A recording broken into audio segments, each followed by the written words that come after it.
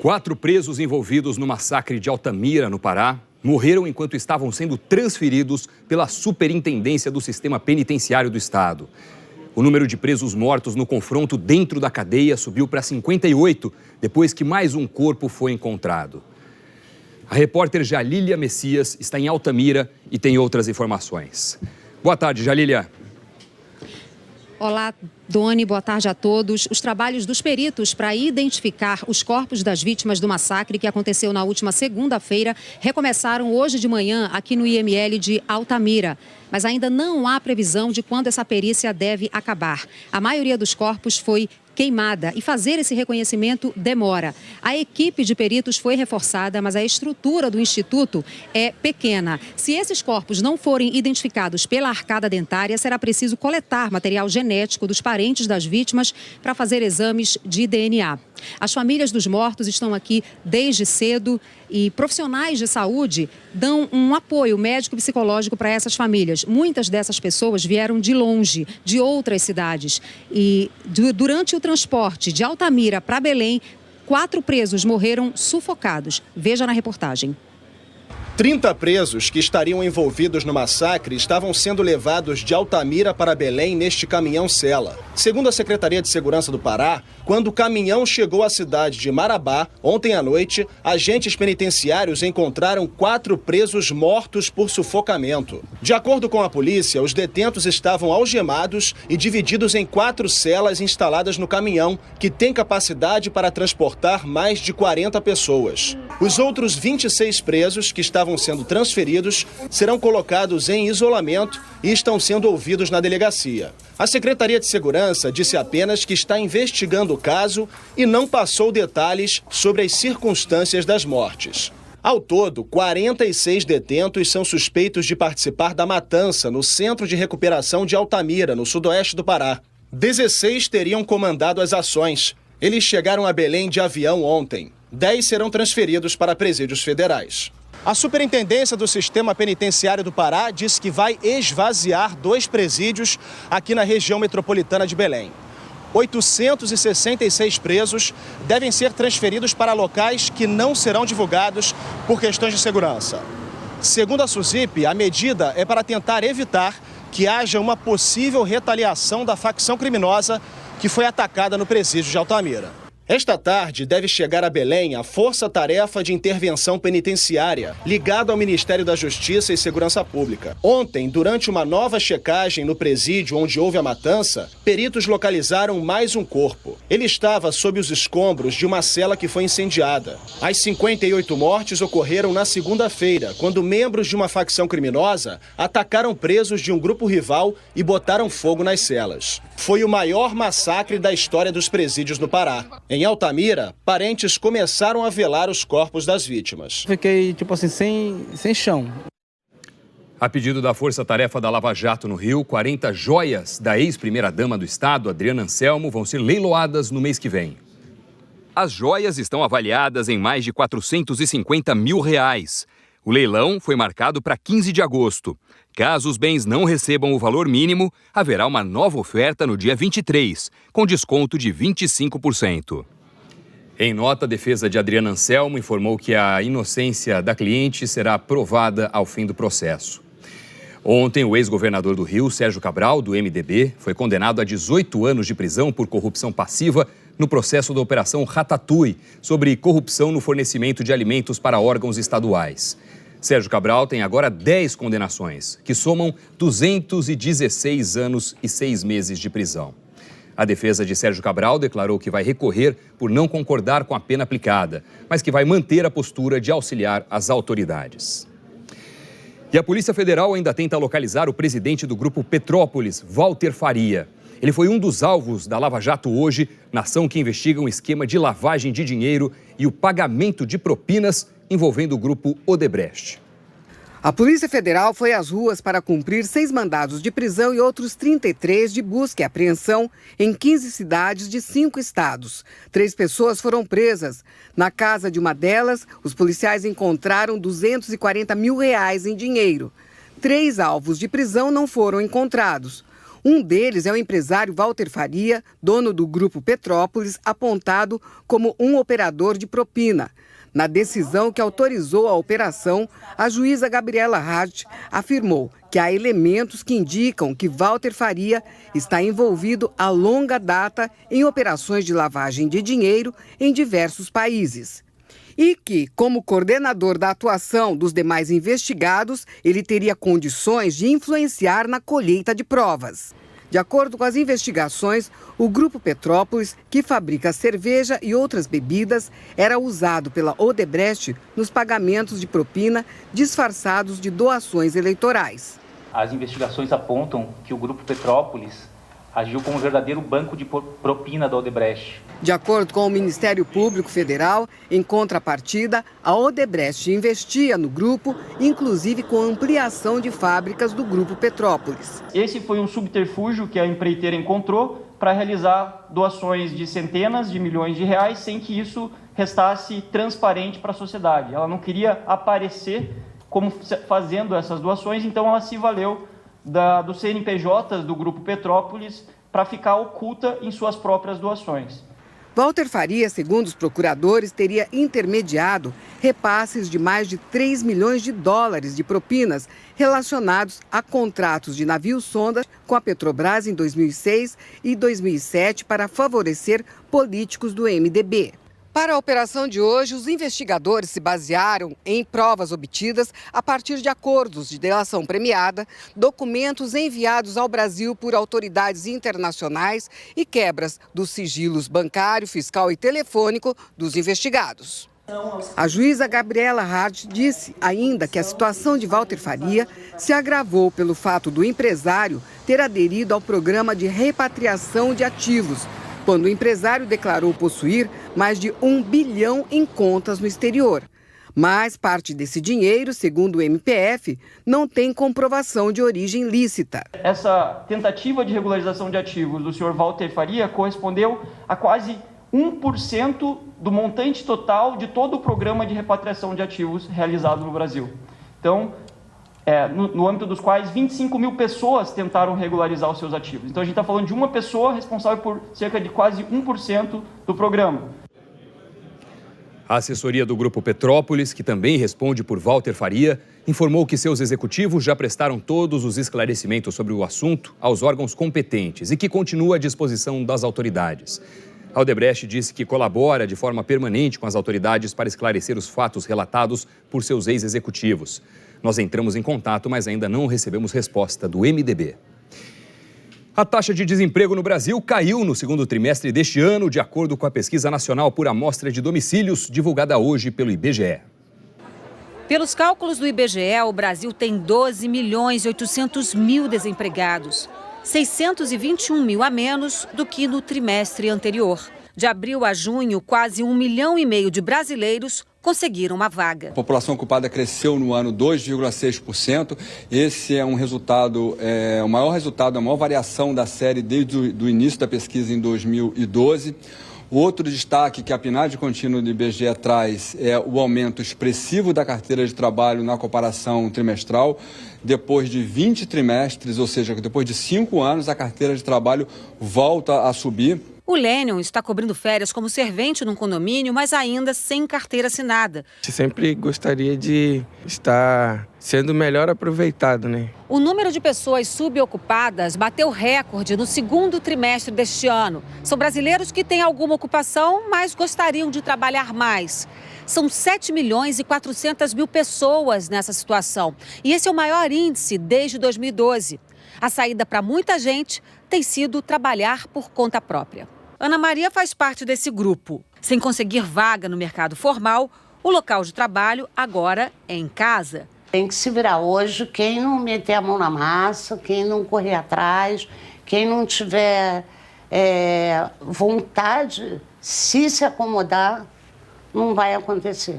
A qualidade do emprego informal é muito menor do que o emprego formal. Não dá a mesma segurança ao trabalhador, não dá os mesmos recursos, mas entendo que melhor o emprego informal, que traz alguma renda para o trabalhador, do que não ter emprego nenhum. Enquanto isso, Lênion planeja o seu futuro ideal. Eu gostaria de estar empregado com a carteira assinada para ter um salário fixo, para poder estar sustentando a minha família direito e dormir com tranquilidade. Uma princesa do Oriente Médio pediu asilo na Inglaterra depois de fugir do marido, um sheik de Dubai. Essa princesa da Jordânia é hoje uma fugitiva na Inglaterra. Raya Bint Al-Hussein, de 45 anos, estudou em Oxford e foi atleta olímpica do hipismo nos Jogos de Sydney em 2000. A irmã do rei da Jordânia é uma das 6 mulheres do sheik de Dubai, o bilionário Mohammed bin Rashid Al Maktoum. É casada desde 2004 com o soberano que tem 70 anos e 23 filhos com as diferentes esposas. Raya veio para Londres porque está com medo do marido. A princesa entrou com 2 medidas protetivas no Tribunal de Justiça aqui na capital inglesa. Uma por casamento forçado e outra contra ameaças ou assédio. Pela lei aqui do Reino Unido, uma ordem de proteção contra casamento forçado se destina a proteger uma pessoa de se casar contra a sua vontade ou ajudar alguém que já foi forçado a se casar. Não está claro ainda se essa medida é para ela ou para um dos 2 filhos, que tem 7 e 11 anos de idade. Ela também pediu a guarda das 2 crianças. A Embaixada dos Emirados Árabes em Londres e o governo de Dubai informaram que não vão comentar sobre a vida privada dos 2. Mas outro lado obscuro dessa família real é público. 2 filhas do sheik já tentaram fugir. Uma delas alegou que não tinha liberdade. A princesa Raya estaria escondida com os filhos em um bairro nobre de Londres, numa casa avaliada em 400 milhões de reais. E diz que teme pela própria vida. Uma bomba numa estrada do Afeganistão explodiu e matou 35 pessoas que viajavam em um ônibus. A maioria dos mortos é de mulheres e crianças. 27 pessoas ficaram feridas.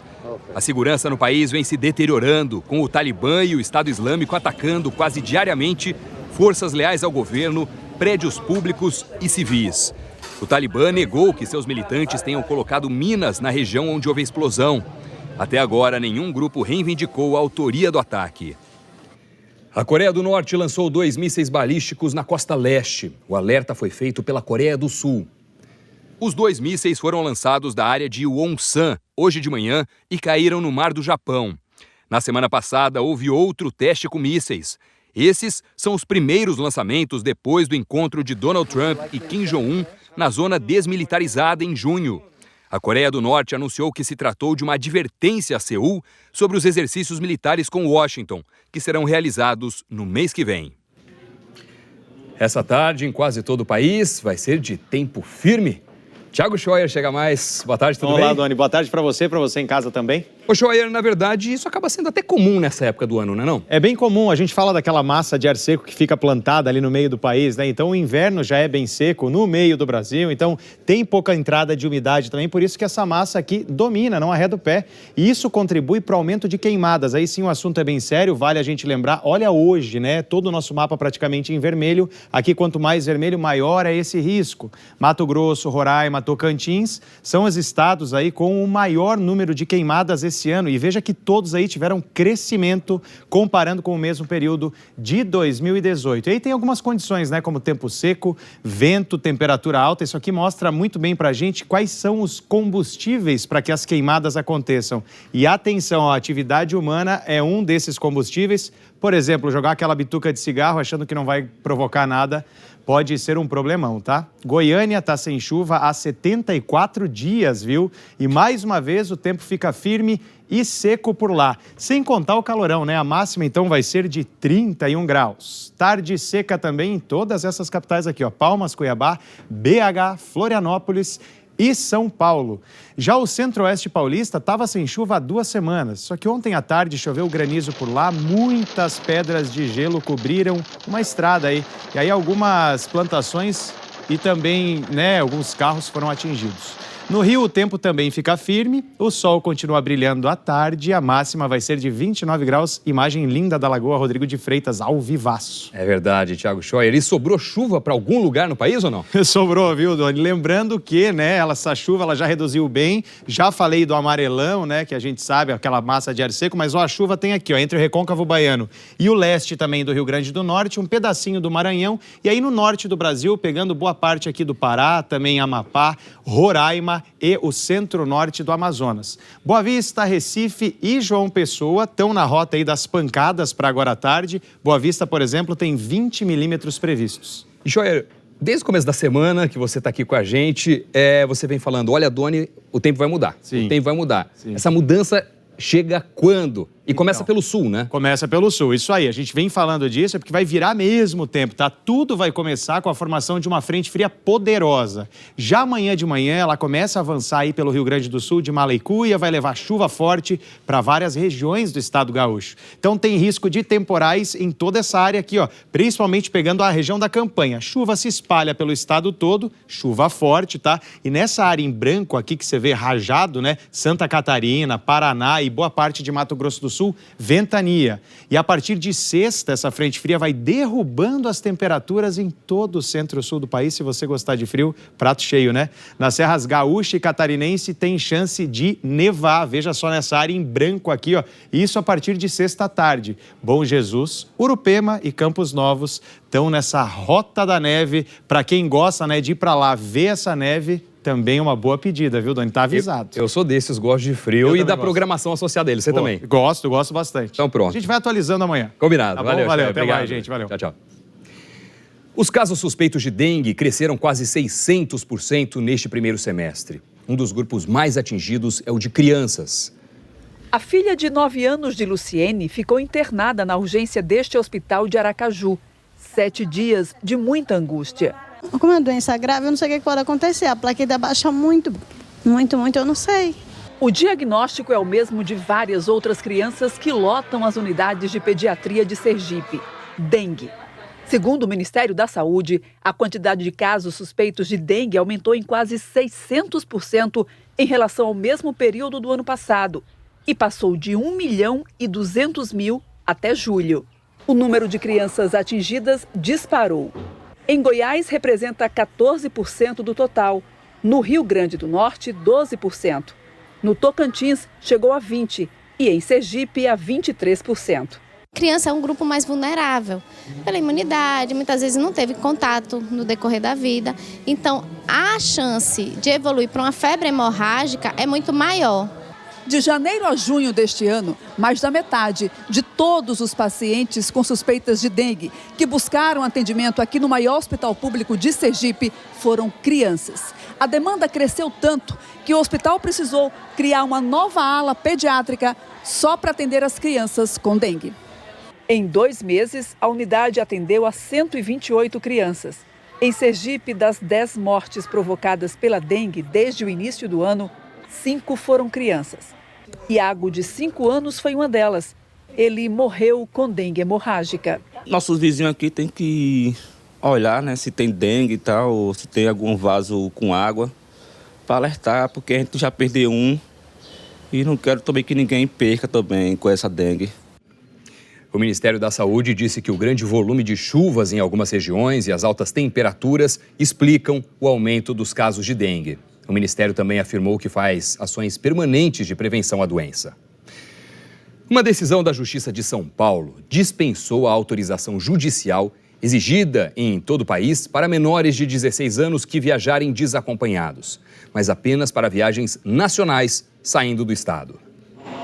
O documento, com o aval da Justiça, tem sido o grande companheiro de viagem do Ives. No último ano, ele embarcou 10 vezes no ônibus que sai do litoral para a capital paulista. Eles sempre pedem a autorização, mas aí já que eu tenho autorização, eu entrego, tudo normal.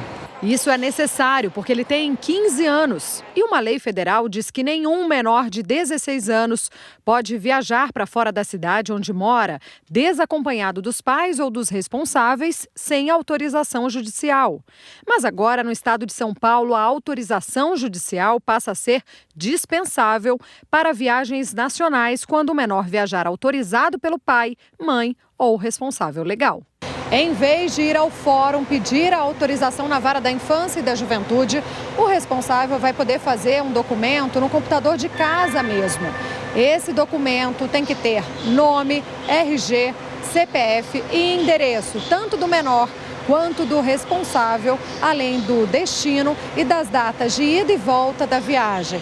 É preciso depois reconhecer firma no cartório. Se o responsável preferir, pode fazer uma autorização para várias viagens por um prazo de até 2 anos. Simplificar esse procedimento sem perder a segurança que a criança e o adolescente precisam ter. Então, a gente não está simplesmente liberando as viagens pelo estado de São Paulo. A criança e o adolescente continuam precisando de autorização para viajar dentro do estado de São Paulo.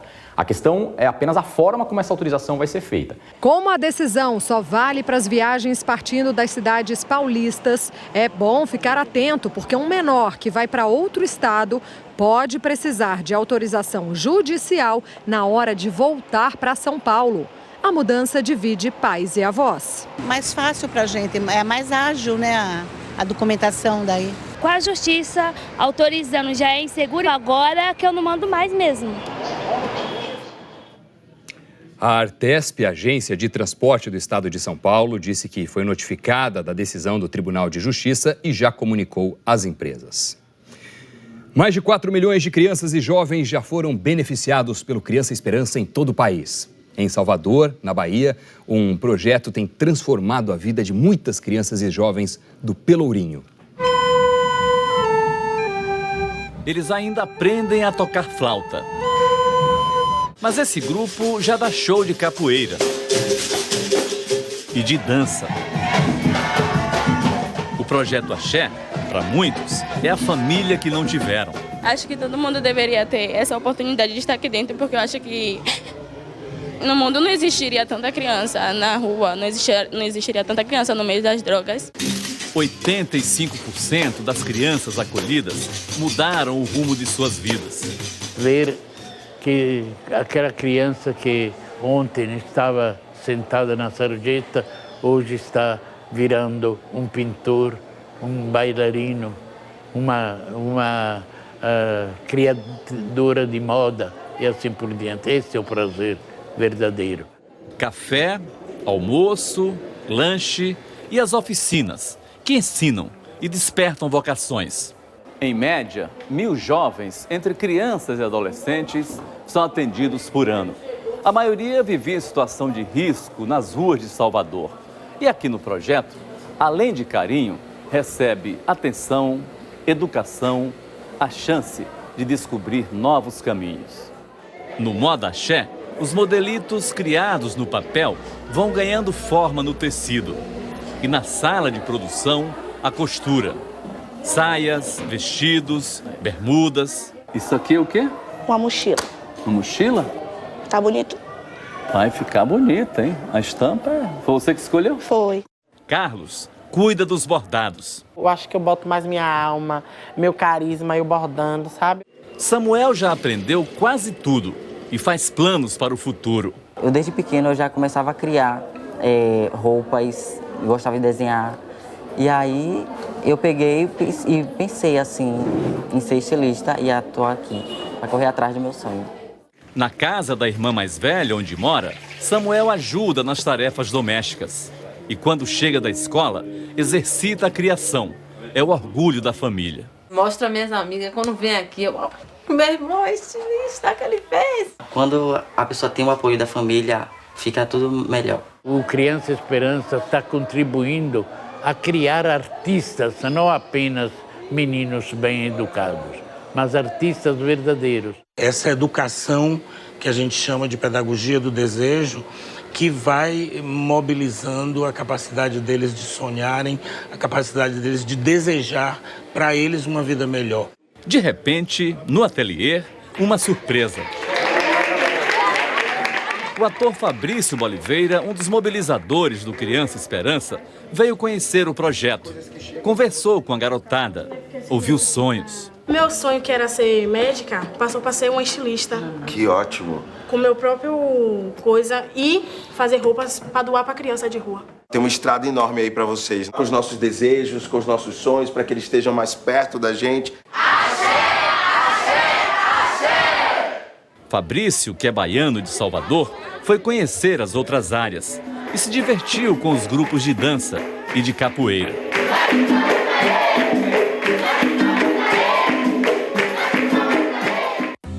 Para doar R$ 7,00, ligue 0500 2019 007.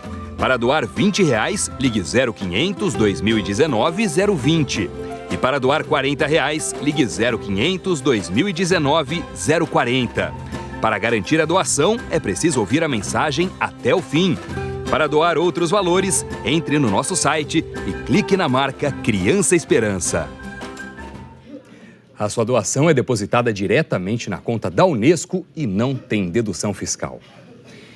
O Profissão Repórter de hoje vai mostrar quem tenta viver da música no Brasil. São 3 histórias trazidas por universitários e realizadores independentes. Eles vivem em uma Kombi e transformam lixo em instrumentos. Ela vive sem energia elétrica e sonha cantar para multidões. O amor bateu em nossa porta, que sorte a coisa mais impensável numa edição de TV, que é a escuridão plena. Vocês continuam fazendo a reportagem, eu acho maravilhoso. E eles levam seu som aos passageiros dos vagões. Baby, você não perde e enfrentam resistências. Ele vai ser gente! Depois do futebol, no Profissão Repórter. Ainda hoje, susto na China. Uma criança cai do 6º andar e é salva pelos vizinhos. E a seguir, os novos cortes no orçamento federal e as vagas abertas pelo aquecido mercado das bicicletas. A gente volta já.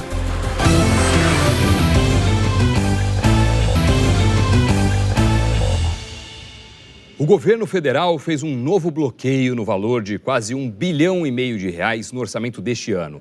Os ministérios mais atingidos são os da Cidadania e da Educação.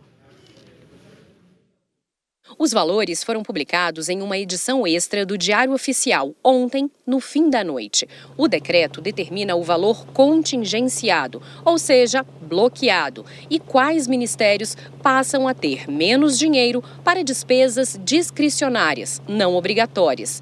O contingenciamento é de R$1,442 bilhão, sendo que os ministérios que mais perderam são o da Cidadania, 619 milhões, o da Educação, 348 milhões e o Ministério da Economia, 282 milhões de reais. Houve cortes em outras pastas, como turismo, agricultura e ciência e tecnologia, por exemplo. O valor do bloqueio tinha sido anunciado na semana passada pelo Ministério da Economia. A justificativa é a queda de receita no balanço do 3º bimestre. Com a arrecadação menor do que as despesas, o governo precisa conter os gastos para cumprir a Lei de Responsabilidade Fiscal.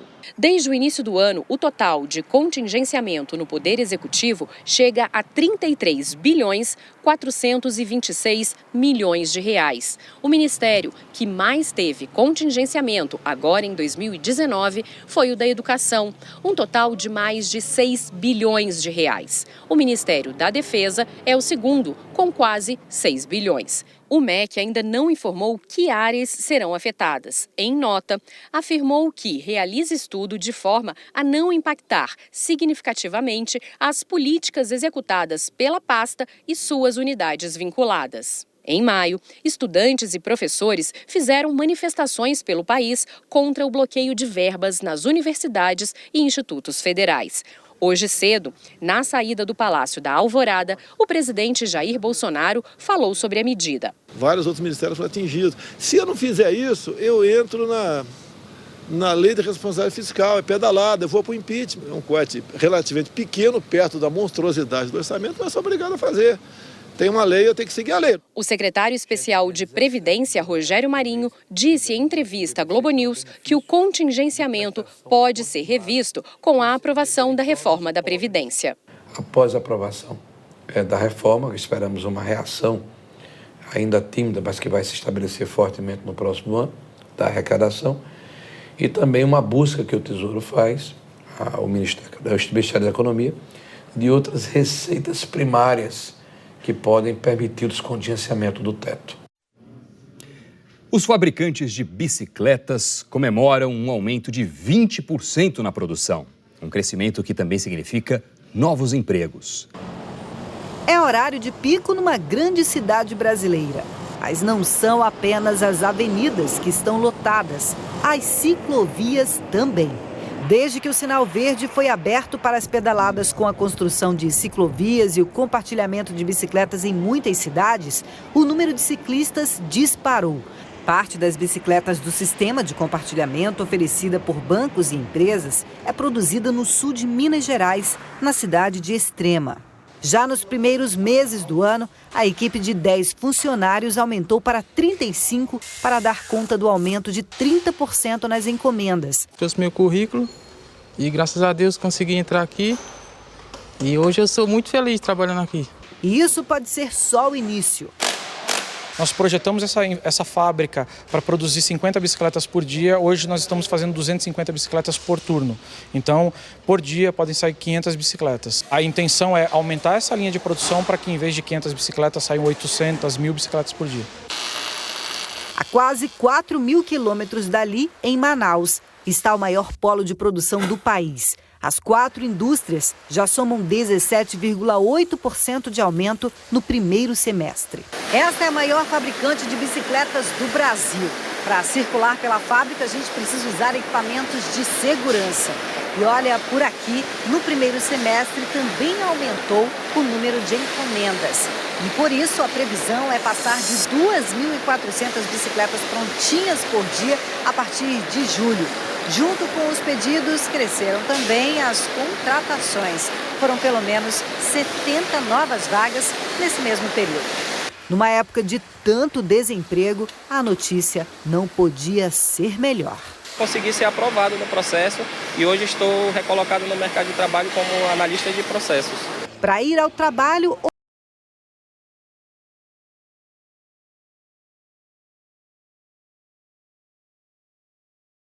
venda, mas principalmente compartilhamento. Há muito tempo, o setor das bicicletas não andava com a esperança tão acelerada. Há 5 anos atrás, quem conhecia compartilhamento de bicicletas? Hoje é absurda a procura, né? Nos primeiros 100 dias desse ano, nós tivemos 4 milhões de viagens. Nós estamos fazendo 1,5 milhão de viagens por mês. Então, é um número muito, mas muito importante, não só para a gente, mas para a população inteira. A seguir, o resgate de uma criança de 3 anos na China. E os mais novos ajudantes dos bombeiros do Rio de Janeiro. A gente volta já.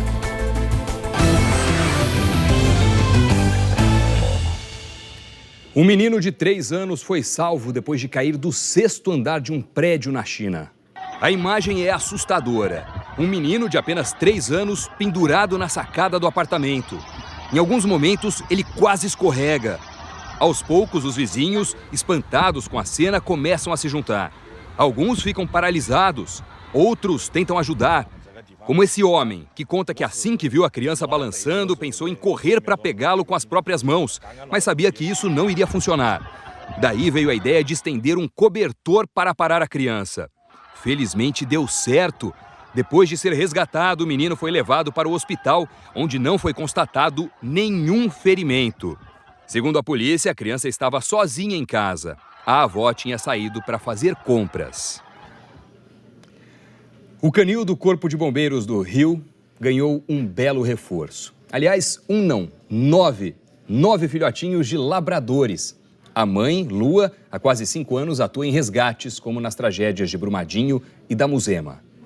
Eles ainda não têm nome, mas de cara já deu para perceber quem é o mais levado do grupo. Senhor Encrenca, é esse aqui. Ele, desde que nasceu, ele já era bem desbravador, né? Ele não tinha necessidade de ficar muito junto da mãe, então ele é bem desbravador. Até hoje ele é meio aventureiro. Os 9 filhotinhos completaram 1 mês hoje. Eles ainda não têm a seriedade que o trabalho exige, mas é só questão de tempo.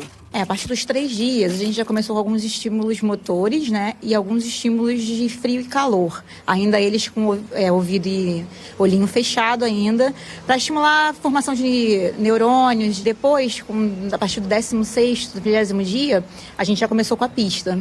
Quando crescerem mais um pouco, vão treinar nesta pista de escombros, que simula desabamentos. Nós simulamos diversos eventos aqui que eles possam treinar e atuar com a maior efetividade. Os pais deles são a Lua e o chefe. A mãe trabalha há quase 5 anos no Corpo de Bombeiros de Magé, na Baixada Fluminense. Ela participou das buscas na tragédia de Brumadinho em janeiro.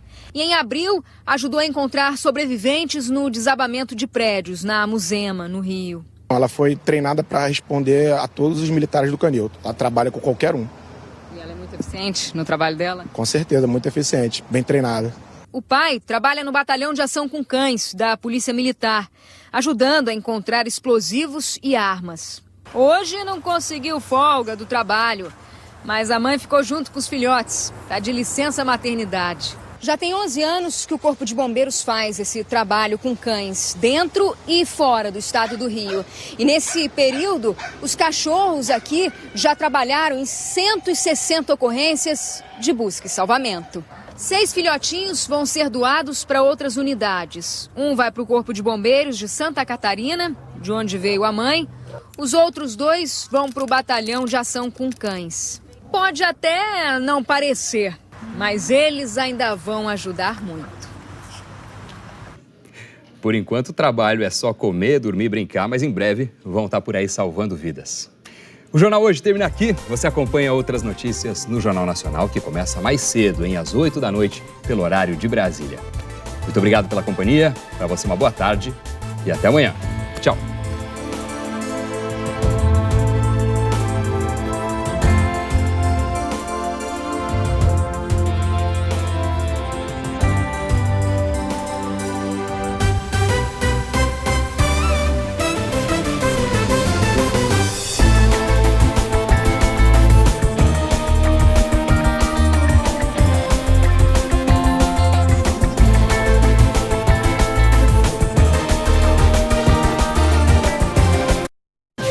Jornal Hoje.